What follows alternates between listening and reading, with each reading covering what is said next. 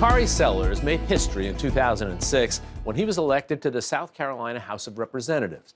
Running as a Democrat in a deeply red state, he became the youngest black elected legislator in the country. But he wouldn't stop there. 8 years later, he set his sights on statewide office, announcing his candidacy for lieutenant governor. A new documentary takes us inside that challenging campaign, exploring what it means to be young, black, and a Democrat seeking political office in the South. The film is titled While I Breathe, I Hope. Here's a preview. South Carolina is the place that made me who I am. Why should supporters vote for you?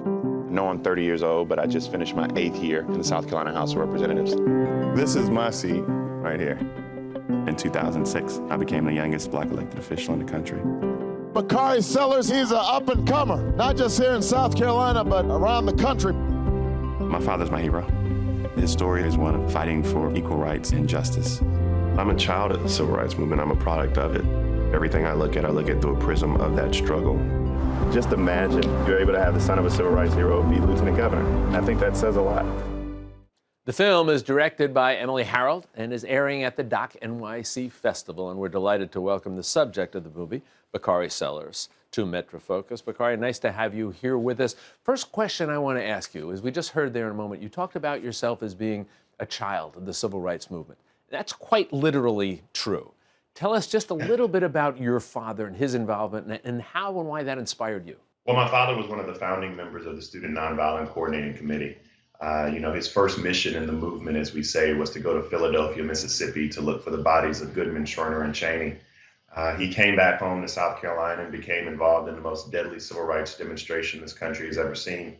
It's one that's not talked about like Kent State is, but on the campus of South Carolina State, 3 young men were killed and another 28 were injured at the hands of South Carolina State troopers.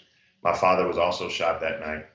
The story takes a little bit more of a perverse turn when people understand that all 8, 9 officers who fired shot into the group of students were found not guilty, but they charged my father as an outside agitator because of his affiliation with SNCC.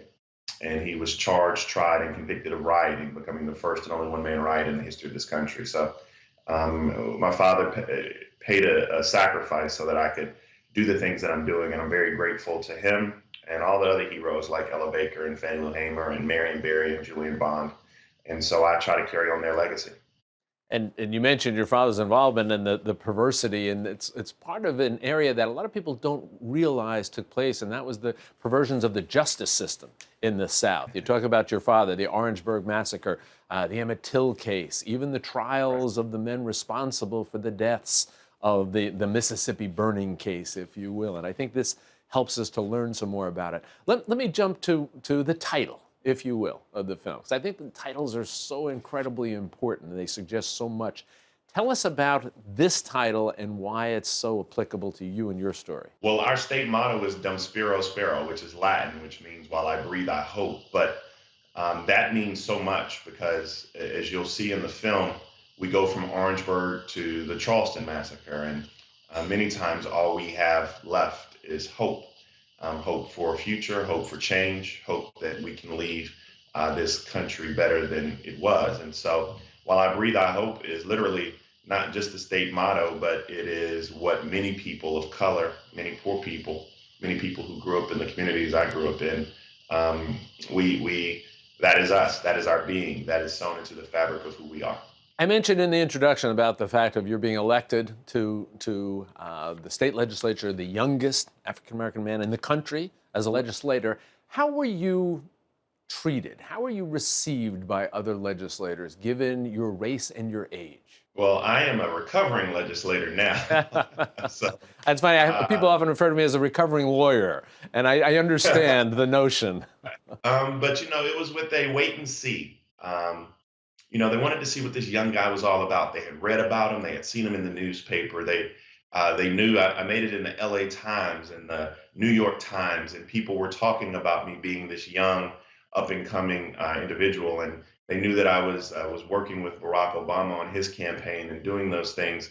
And so when I first went to the well of the House, you could hear a pin drop. Everyone wanted to hear what I was going to say. But throughout my life, I've taken the same philosophy that I have to run that much faster. I have to be that much more prepared. And I just took that to the State House. And one of the things I do miss I don't miss getting beat on legislative votes every single day as you do as a Democrat in South Carolina, but I do miss those relationships because many of those people, although we came from different backgrounds, are still friends today.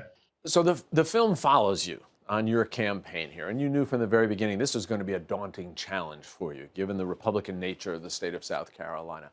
Was there anything in particular during the course of this campaign that surprised you that you hadn't anticipated? No, I don't think anything surprised me per se, but I do think that people watching the film will be taken aback by the role that race still plays in these discussions that we're having, these political discussions, especially in the South.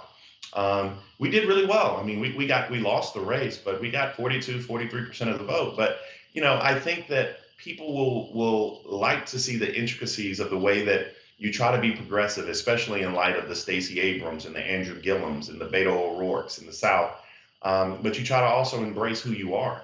I say you try to tie this progressivism in a Black idiom. And we attempted that in 2014 and came up short.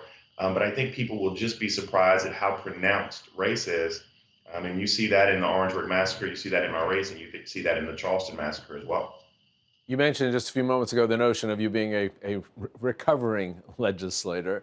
Do you have any sense that you might be inclined to jump into the political world again in your future? Is Metro Focus hiring? Because if Jim Clyburn could find another job, I would love to run for United States Congress. So if you guys are hiring, I'll get his application over to you ASAP. Last question for you, and again, it's a marvelous film. It's very thoughtful, very compelling film. What's the message you want people to take away from it after they've had an opportunity to watch it? If not now, then when? If not me, then who? I want people to really become a part of something larger than themselves. And I want people to understand that we stand on the shoulders of so many. And so I'll meet everyone at the top. We have a lot of work to do in this country. But I think if we're all change agents, we'll get there. Well, as I said, it's a marvelous film, and it's worth watching. I don't care what side of the aisle you sit on. It's still a film that's worth watching, compelling, thoughtful. Bakari Sellers, I want to thank you for spending some time with us. You be well. Thank you for the opportunity. Have a great day.